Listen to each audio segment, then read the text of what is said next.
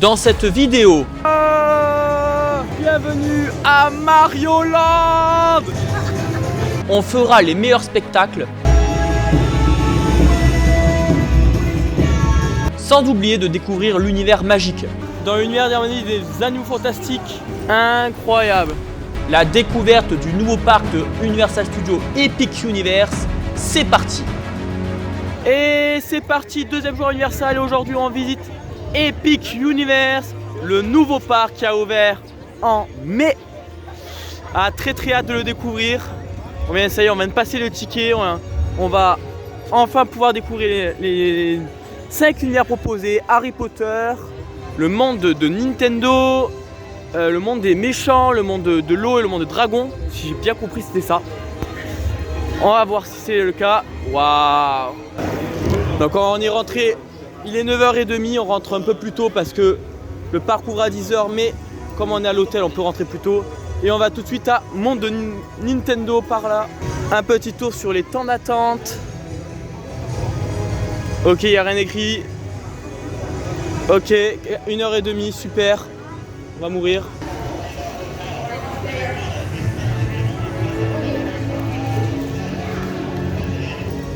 Là, je sais pas où on arrive. Apparemment, il y a beaucoup de spectacles aussi aujourd'hui. On va pouvoir les découvrir. Normalement, on passe plus rapidement aux spectacles qu'aux attractions. Parce que les attractions, on m'a dit qu'il y allait y avoir beaucoup d'attentes. Surtout sur Harry Potter et sur Mario. Où hier j'avais regardé un petit coup d'œil pendant qu'on était à Universal Studios et ça était monté jusqu'à 210 minutes d'attente. Ça fait chier.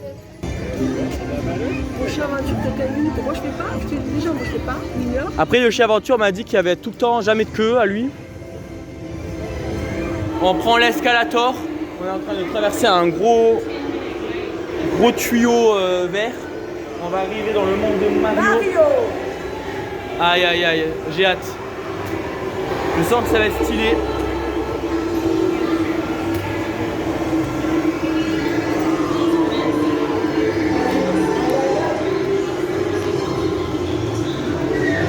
Bienvenue. Oh là, c'est une dinguerie.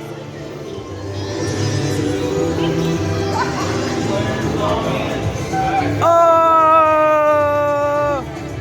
bienvenue à Mario Land. Oh là là,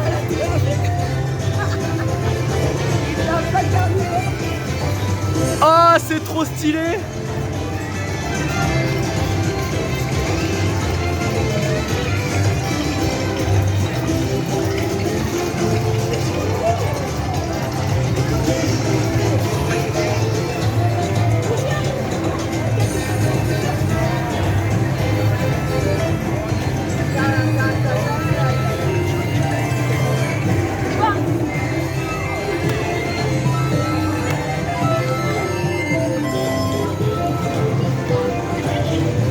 Oh,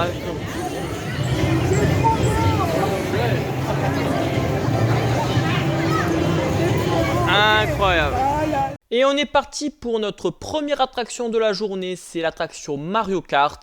Alors tout de suite quand on rentre dans ce château de Bowser, on est vraiment dans l'ambiance du château de Bowser avec la musique, les décors.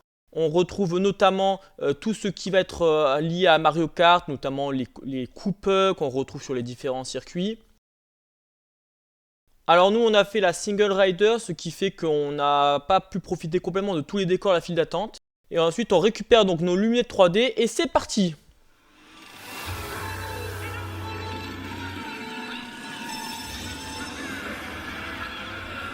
Donc en fait comme vous le voyez, c'est un mélange en fait de vrais décors en ride et de 3D qui apparaît sur nos lunettes que l'on porte sur notre casque.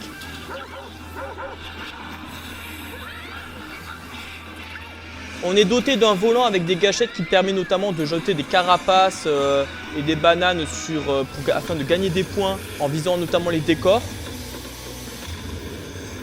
Et donc l'attraction nous a amené dans les différents circuits les plus reconnus de Mario Kart tels que le château de Bowser ou encore la route arc-en-ciel.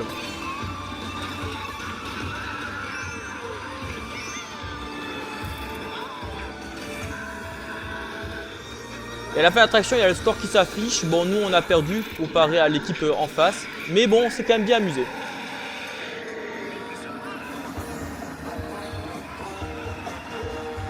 Dans l'univers de Nintendo, on retrouve aussi une partie dédiée à l'univers de Donkey Kong, avec notamment un grand 8 qui lui est dédié. Mais alors, malheureusement, il a affiché plus de 2h30 d'attente. Et en plus, pour couronner le tout, le manège est tombé en panne pendant plusieurs heures, pendant toute la journée, ce qui a fait qu'il n'est jamais resté en dessous des plus de 3 voire 4 heures d'attente.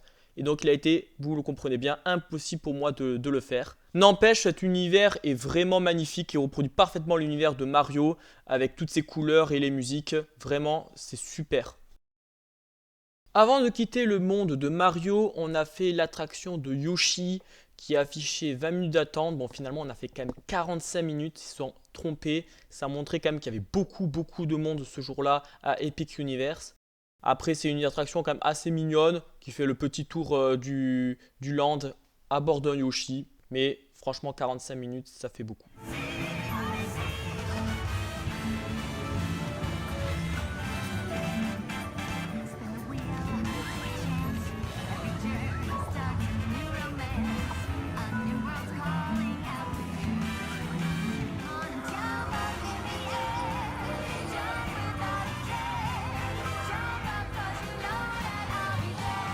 Après cette attraction, on a quitté le monde de Mario pour rejoindre un autre univers qu'on emprunte avec ce gros tunnel. Et donc on arrive vers le Dark Universe, l'univers autour des méchants, autour du loup-garou, Frankenstein, Dracula, les méchants de films d'horreur de l'époque. Quand on s'approche, on arrive vers le château de Frankenstein, dans lequel il y a à l'intérieur une attraction géniale. Je vous laisse profiter de quelques images.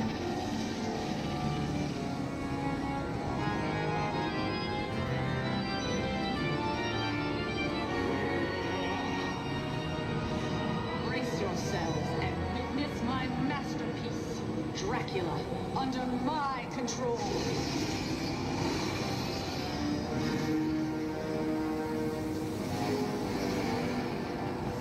Now, activate the machine.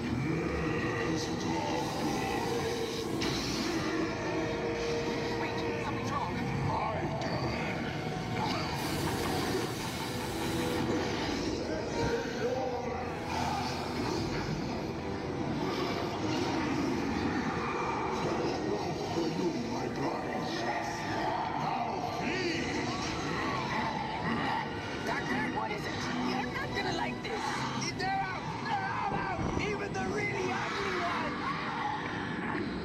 Don't let anything touch you.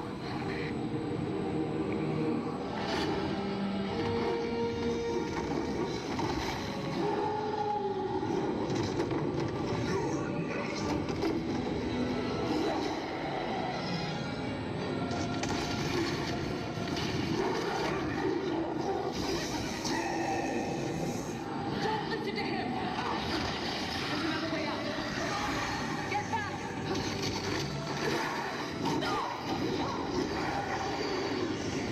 Voilà, cette attraction était tellement géniale qu'en plus, on a pu la faire 2 fois d'affilée en faisant en single rider. On est passé vraiment tout de suite. Ça, c'est vraiment le gros point positif de la journée. Ensuite, comme vous pouvez le voir sur ces images, il y a une deuxième attraction dans ce land qui est une attraction autour de la malédiction du loup-garou. Cependant, c'est un grand 8 qui affichait plus de 2h30 d'attente. Comme vous pouvez le voir avec la longue queue qui en finissait plus. Déjà que les Yoshi, on a fait beaucoup plus d'attente que ce qu'il fallait. On s'est dit, tant pis. Alors nous, on a mangé à ce moment-là et on est parti vers un 3e univers. On a fini de manger et maintenant on se dirige vers le monde des dragons. Tout de suite, ah ouais, il va y avoir d'avoir un sacré coaster là.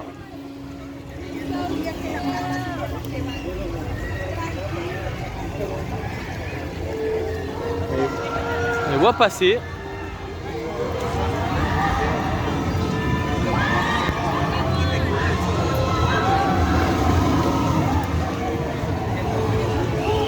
Gros coaster.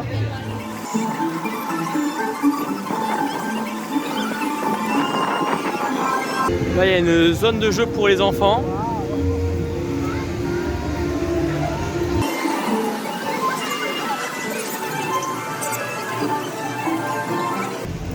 Ah, je viens de marcher dans une sacrée flaque d'eau là, j'avais pas vu. Tant pis, ça de filmer. Tout pour la caméra. Et là, il y a l'air d'avoir une sacrée file d'attente pour je sais pas quoi.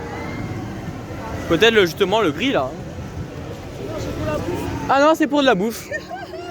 La bouffe aussi, c'est important. Il y a 60 minutes minimum. Hein. Donc moi, je suis pas 60 minutes d'attente pour... Attends, est-ce qu'il y a un passage au sol? Je sais pas. Oh my god! Il y a que ça? Alors que la pluie commence à tomber. Encore. Il pleut tout le temps ici. Hein.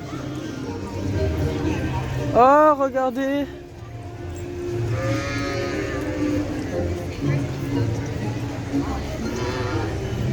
Les moutons, ils ont des ailes. En raison de la forte file d'attente sur l'attraction ainsi que de la pluie torrentielle qui s'abattait à ce moment-là sur le parc, on a préféré faire alors le spectacle des dragons. Je vous laisse avec quelques petites images.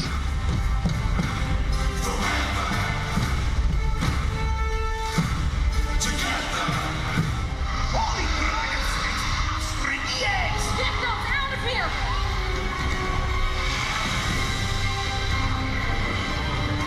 What is the matter with this dragon? I'm the lab beast!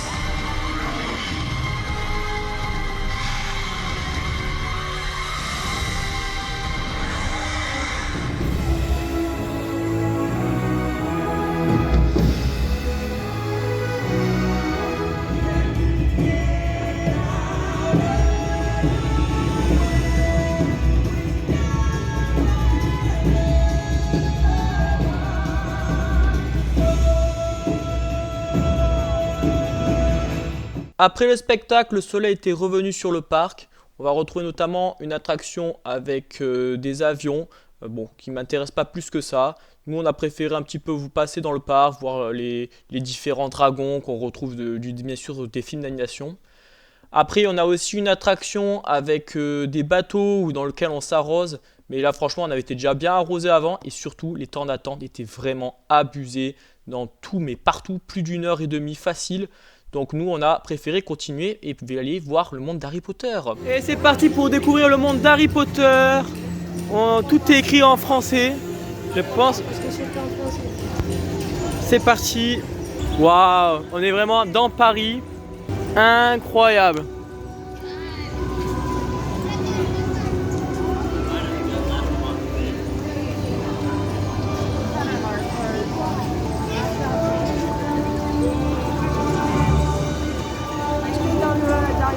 Pas Harry Potter, les animaux légendaires là. C'est ça, ouais. On est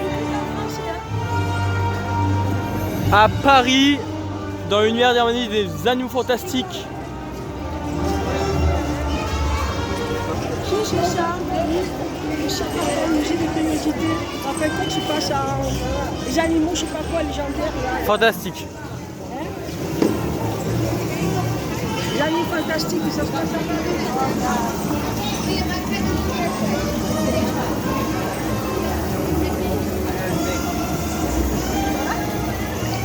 C'est stylé quand même. Alors là ici, on a beau être à Orlando, tout est écrit en français. On est vraiment dans une reconstitution du Paris des animaux fantastiques. Waouh, j'avais pas vu derrière l'Arc de Triomphe. Oh, et regardez, c'est ça. Je perçois là-bas la statue. Comme dans le film, qui va...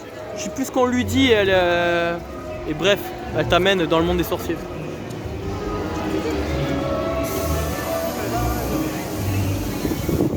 Ah, c'est stylé.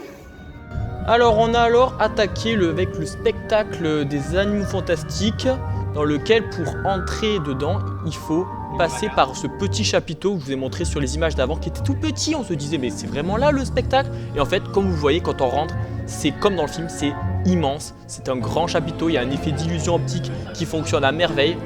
Et donc tout de suite on est dans l'ambiance du deuxième film des animaux fantastiques, où rappelez-vous, on voit notamment les différents personnages du cirque.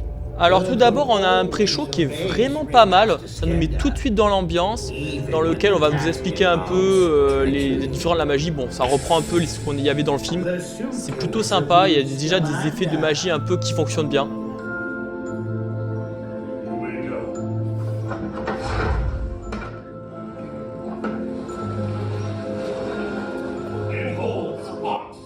Et ensuite vient donc le vrai spectacle.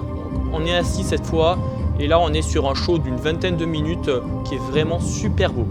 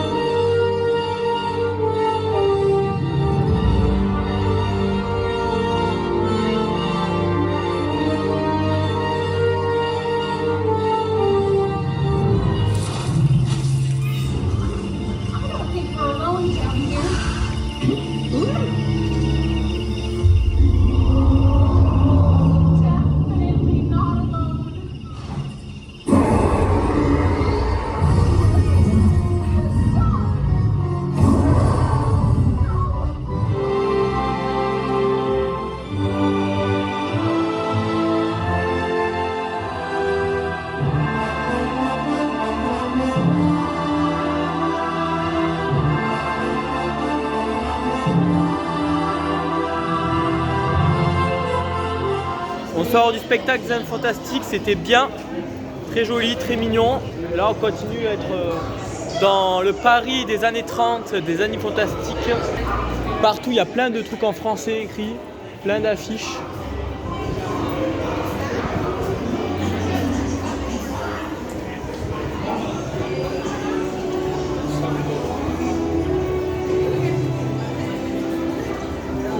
C'est vraiment très très sympa. Là on a une autre ruelle. Vraiment on a l'impression d'être en France alors qu'on est à Orlando. Hein.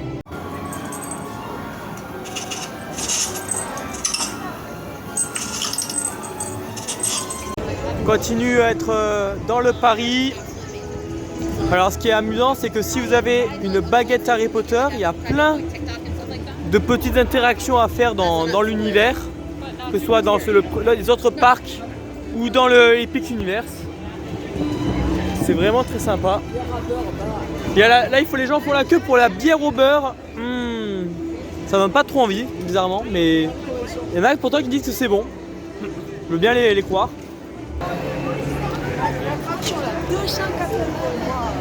Ce qui est bien, c'est que les attractions ici, il y en a pour 280 fucking minutes.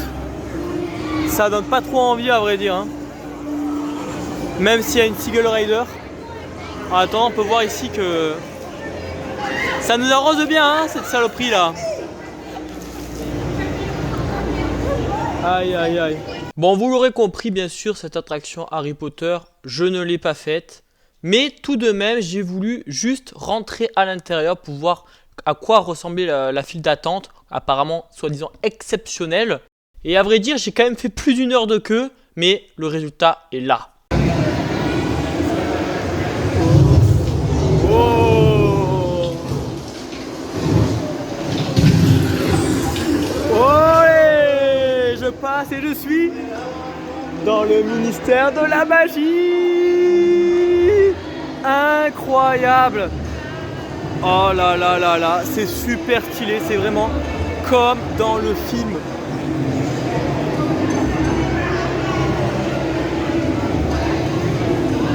Ah, c'est vraiment beau hein. Ah ouais. Bon, j'ai fait 1h30 de queue juste pour ça, parce qu'il reste encore 4 heures. 4 heures, oui, 4 heures pour faire l'attraction. Et là, je sature. Mais je voulais quand même voir ça. Et effectivement, c'est vraiment stylé. Allez. Ouais, 1h30 pour 1 minute de vidéo. Je pensais que... la regardez bien là, s'il vous plaît.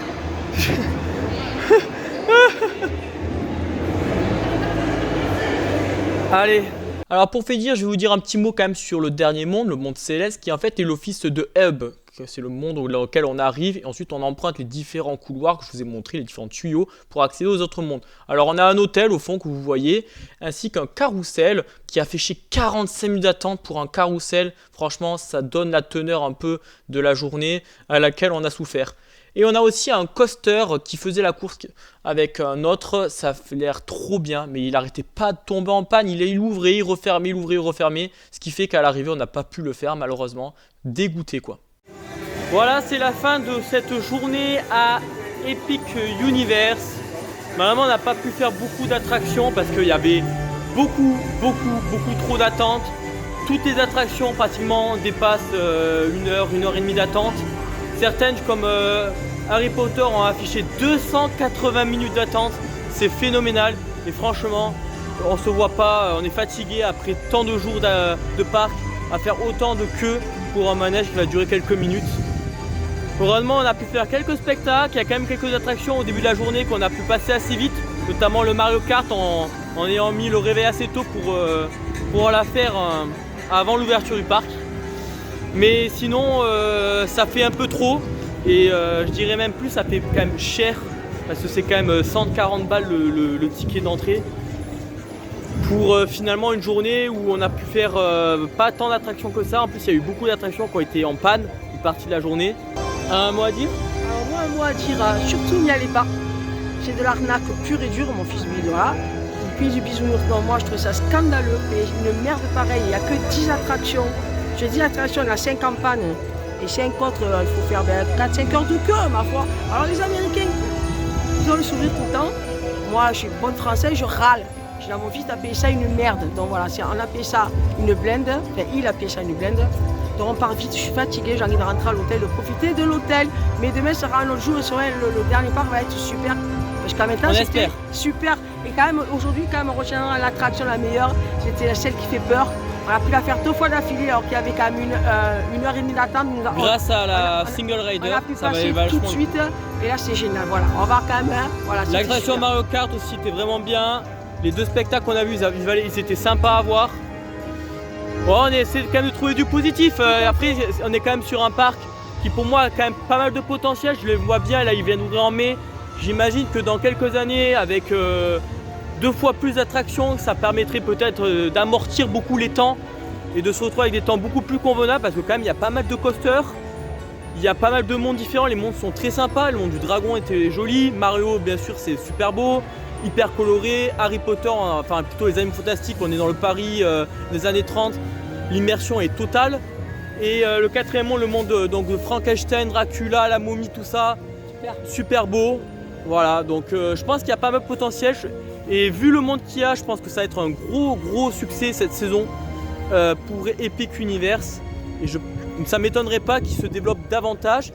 Et quand on sait qu'il va bientôt y avoir un parc comme ça, à Londres, en Europe, j'imagine que ça va attirer beaucoup de monde et ça va faire concurrence peut-être à Mickey à Paris et à tous les autres parcs qu'il y a en Europe. Donc à voir à l'avenir comment ça évolue, mais voilà, je pense que on n'a pas eu la bonne idée de venir au bout de quelques mois après la sortie, l'ouverture de ce parc, parce que là c'est bondé de chez bondé, malheureusement. Pour le assez peu d'attractions qu'il y a, malgré tout, on a quand même un parc qui est grand, on a marché beaucoup. Donc je pense qu'à terme, ça peut y avoir pas mal d'attractions sympas. Voilà, moi je suis un peu plus nuancé que ma mère, j'essaie de voir un peu plus le positif. Non mais c'est vrai que pour le moment, 140 balles le ticket pour ce qu'on a fait, c'est sûr qu'aujourd'hui on l'a un peu à travers de la gorge, ça fait un peu chier. Voilà. C'est la fin de cette vidéo, j'espère qu'elle vous aura plu. Si vous partez à Epic Universe ou si vous êtes déjà à Epic Universe, n'hésitez pas à me dire ce que vous avez pensé de ce parc dans les commentaires. En attendant, je vous dis à bientôt pour l'île des découvertes, toujours à Universal Studios. Allez, bisous, ciao!